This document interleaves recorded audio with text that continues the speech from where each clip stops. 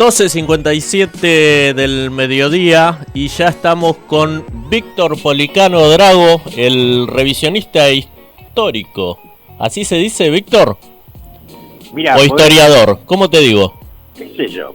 De cualquier forma, podés decir. A mí me gusta la historia, así que yo la estudio, la analizo, saco mis propias conclusiones. Muchas veces estoy de acuerdo con lo que dicen la mayoría, otras veces no, y bueno, tengo mis propias opiniones, así que bueno, puedo ser revisionista histórico. Sí. Está bien.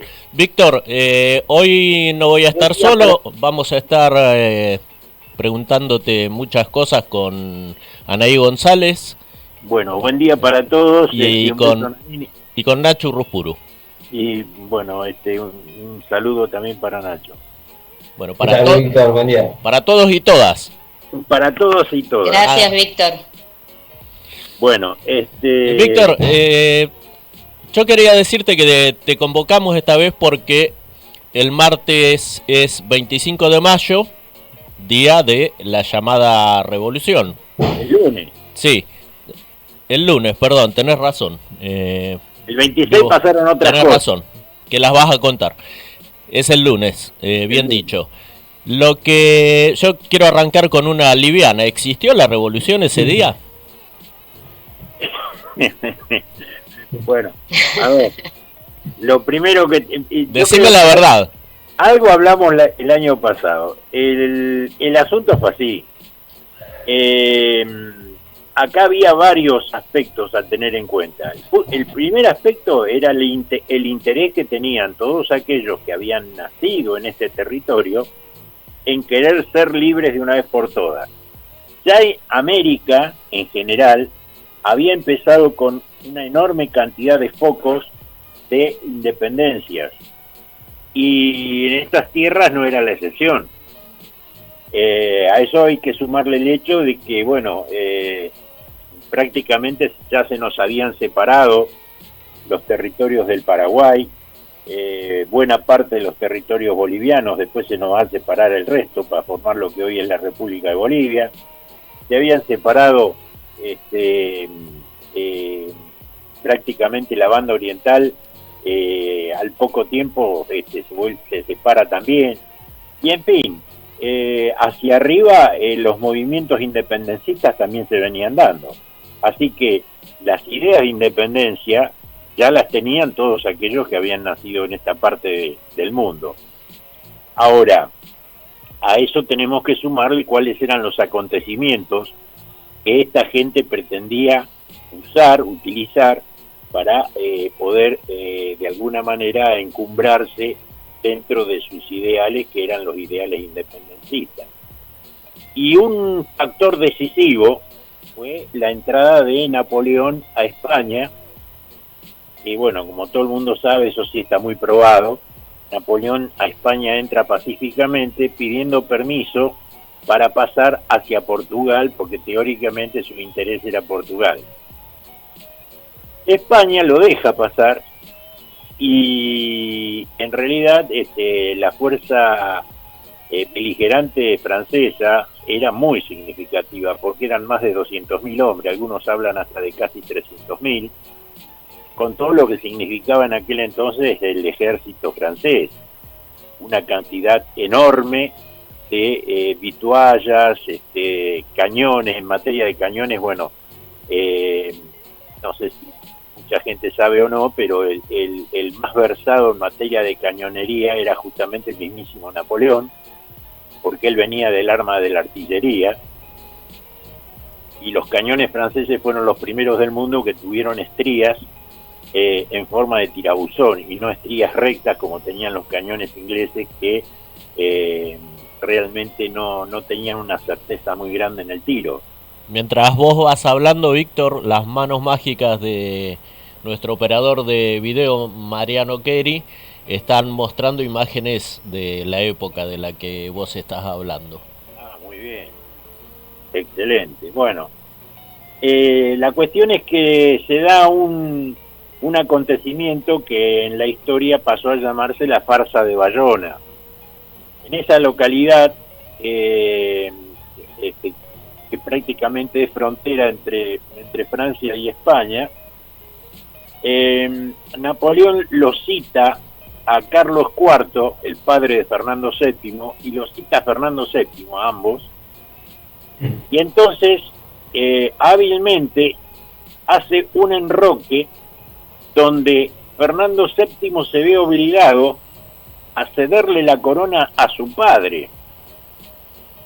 Y bueno, él es tomado prisionero, y su padre a su vez se ve obligado a abdicar a favor de José Bonaparte I, el mal llamado Pepe Botella.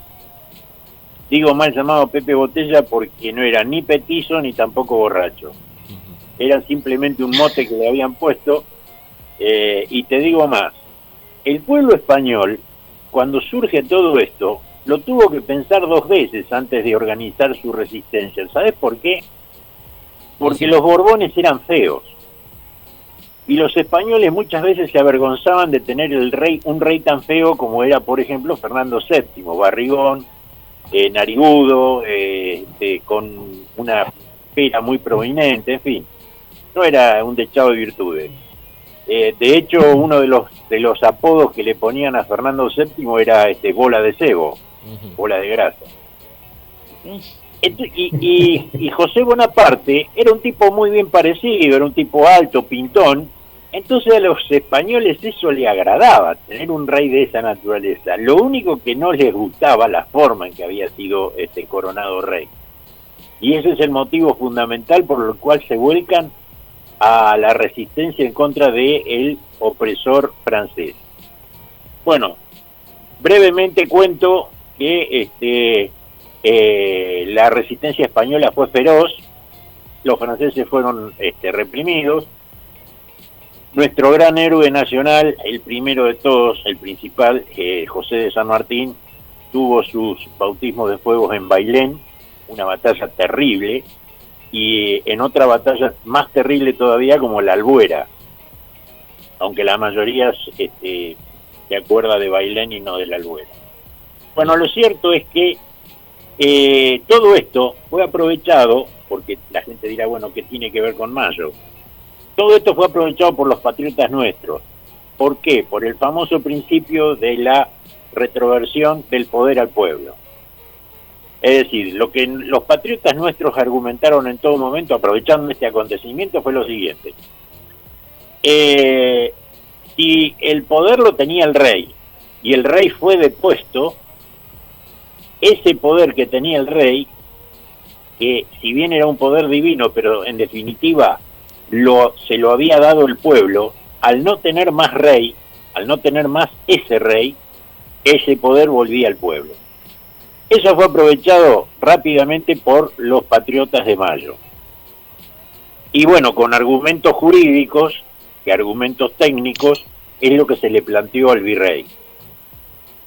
Obviamente el virrey hizo hincapié, porque no nos olvidemos, que frente a la famosa farsa de Bayona que les he comentado antes, en España los pocos leales al rey se habían juntado en lo que se llamó la Junta de Cádiz, la Junta de Sevilla, la Junta de Cádiz primero y la Junta de Sevilla después.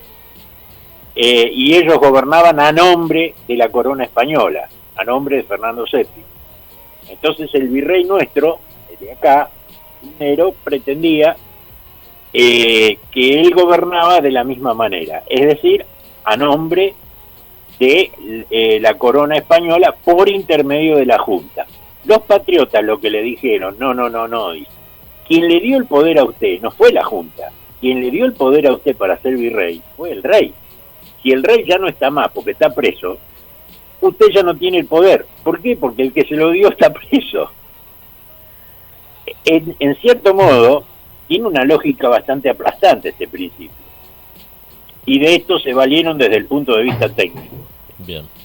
Desde el punto de vista de las realidades, la Revolución de Mayo, les tengo que decir que hay 2 personajes muy importantes. Hay varios personajes importantes que no aparecen en los papeles como principales protagonistas.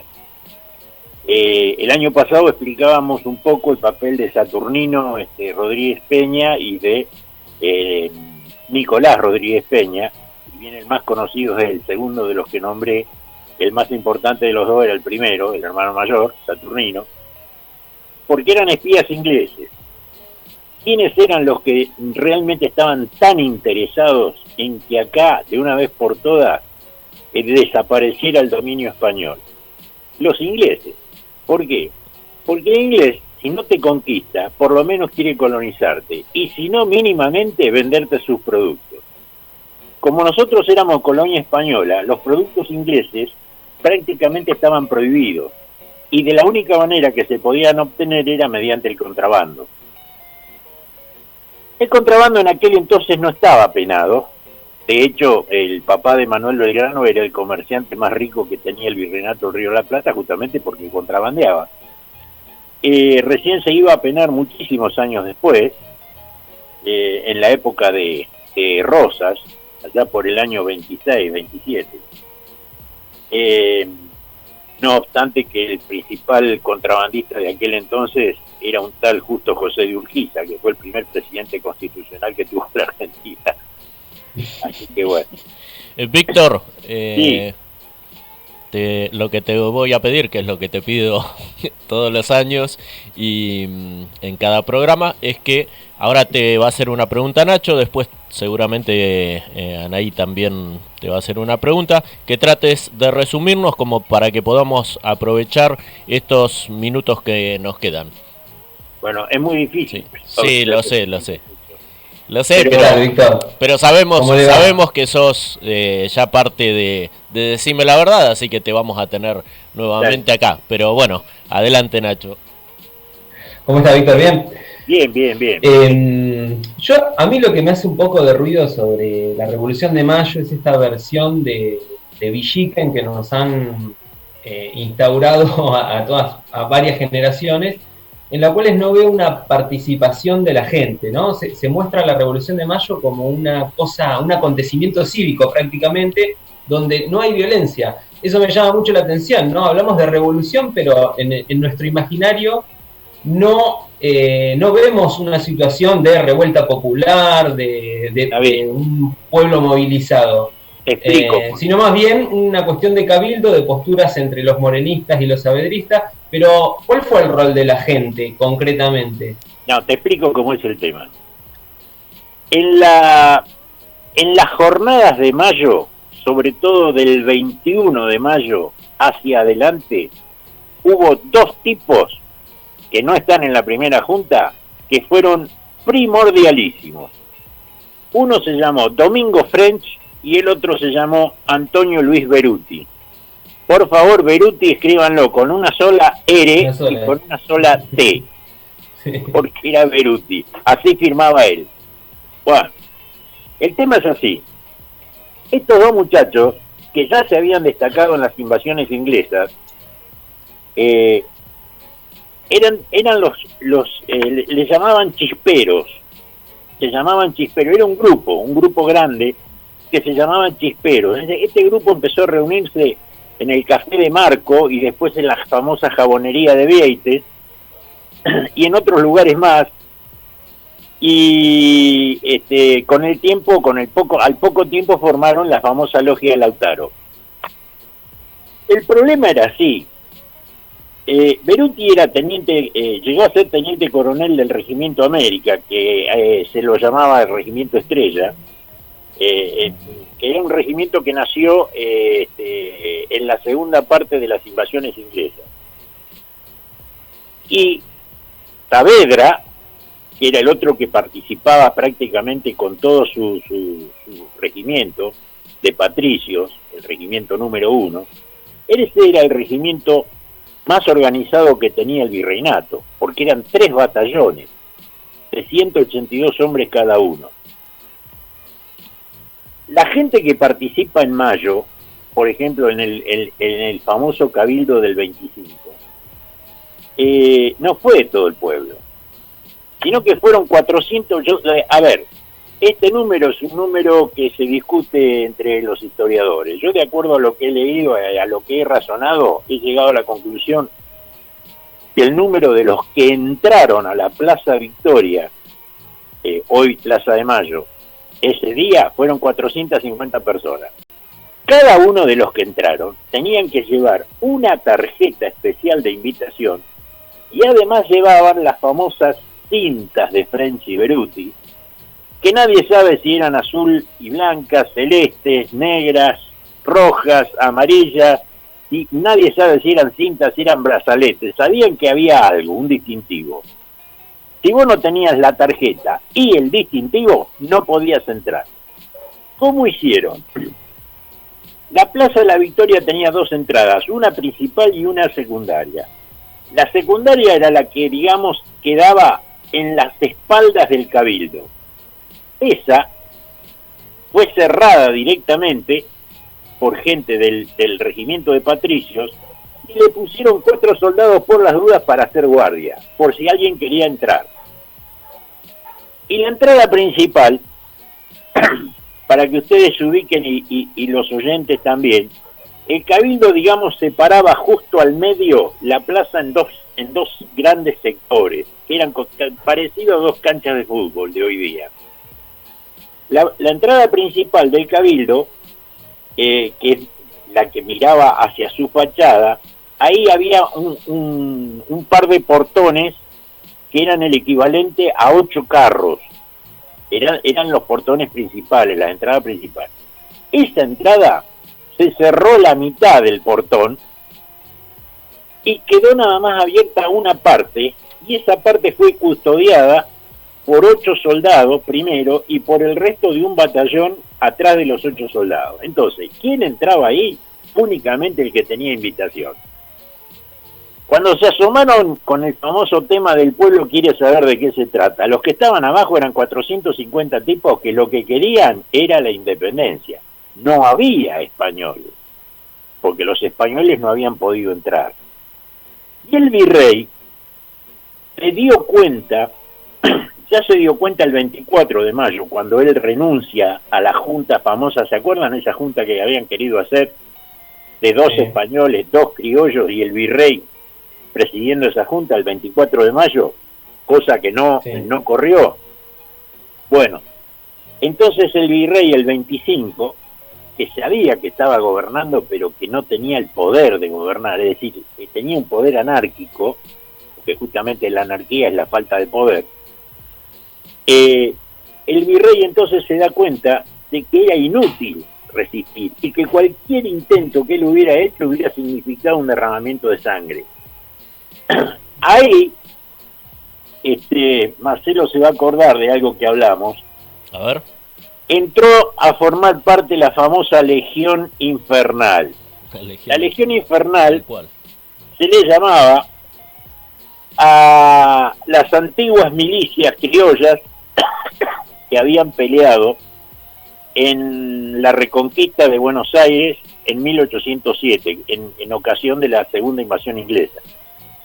Y dentro de la Legión Infernal, de las milicias infernales, estaban tanto French como Beruti. Como curiosidad les puedo decir que French fue el primer cartero que tuvo Buenos Aires. Y además era chispero. ¿Saben qué quiere decir chispero? Era un tipo que entendía en todo lo que eran explosivos y fuegos artificiales. Bueno, Beruti era abogado de profesión y militar por vocación. Por eso se llamó Legión Infernal. Estos tipos, las legiones infernales, estaban compuestos en su mayoría por los orilleros de Buenos Aires, no por clase intelectual, sino por gente trabajadora, pero gente subyugada, gente que permanentemente tenía que trabajar por un mendrugo y nada más. Es decir, querían cambiar de aires porque ellos necesitaban realmente otra cosa. A raíz de ese motivo, el virrey se da cuenta de esto y por eso renuncia el 25 en forma indeclinable.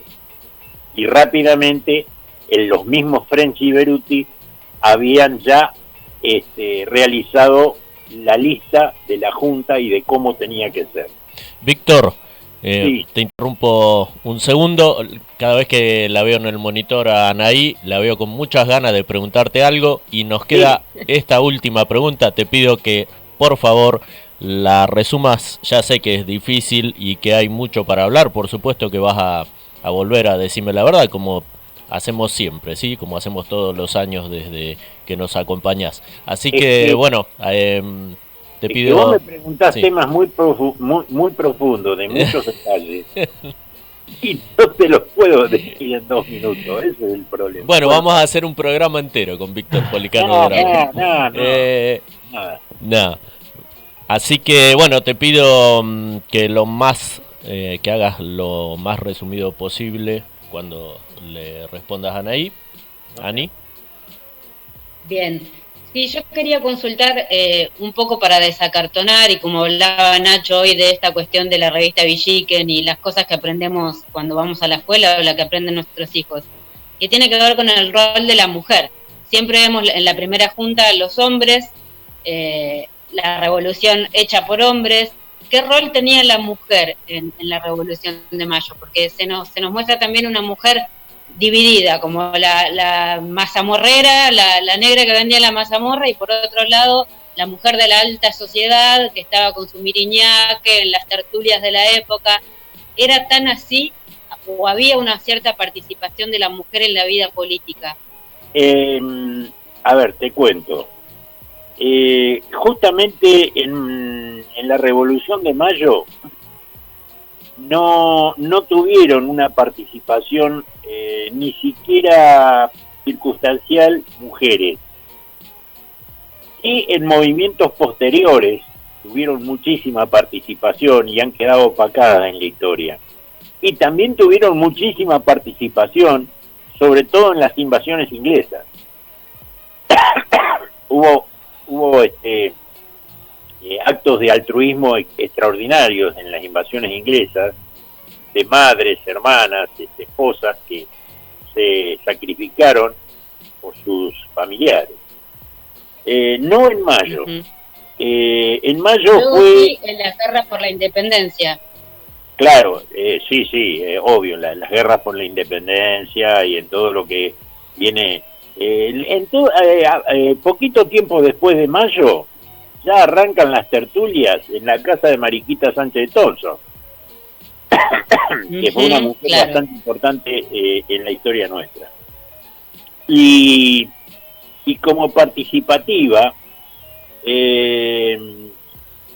la Revolución de Mayo en sí fue orquestada por un grupo de espías ingleses que respondían a intereses de Inglaterra, obviamente, y era el motivo fundamental por el cual voltear al virrey. Ese era el tema, más que nada. O sea, te lo digo así para resumirlo, ¿no? Hay muchas otras cosas, Marcelo me pide que resuma. Sí, y está muy bien, y te lo agradezco, Víctor. Eso. Hay un tema más que te quiero decir, Marcelo. Bueno, cortito, lo más cortito posible. Cortito.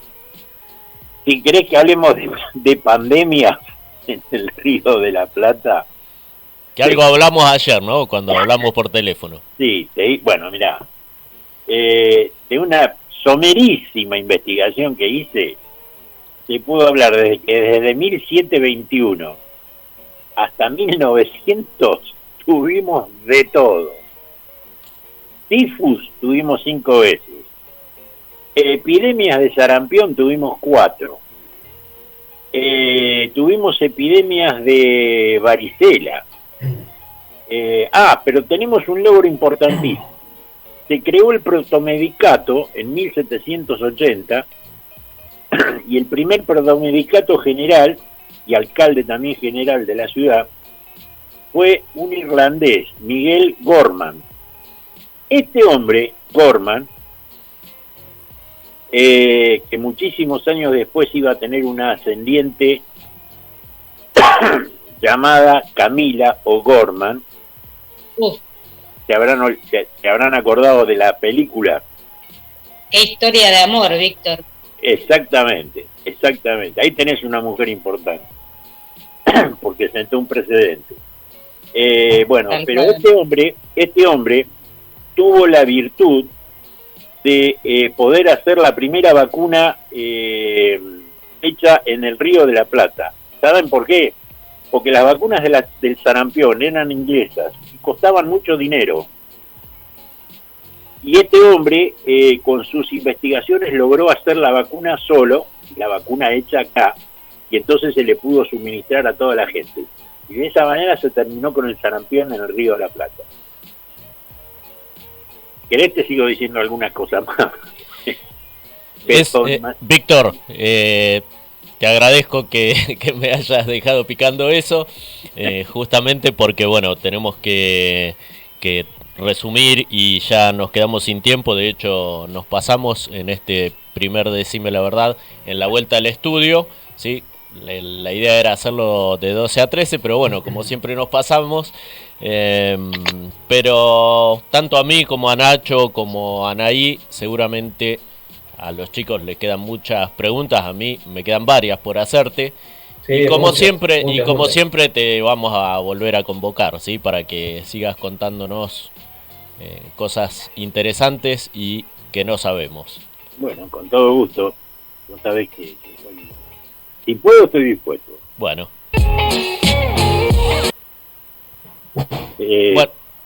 Bueno, saludos para todos. Te mandamos un abrazo y que tengas buen fin de semana, Víctor. Saludos para todos ustedes y bueno, el mensaje es quédate en casa, ¿no? Quédate en casa, muy bien.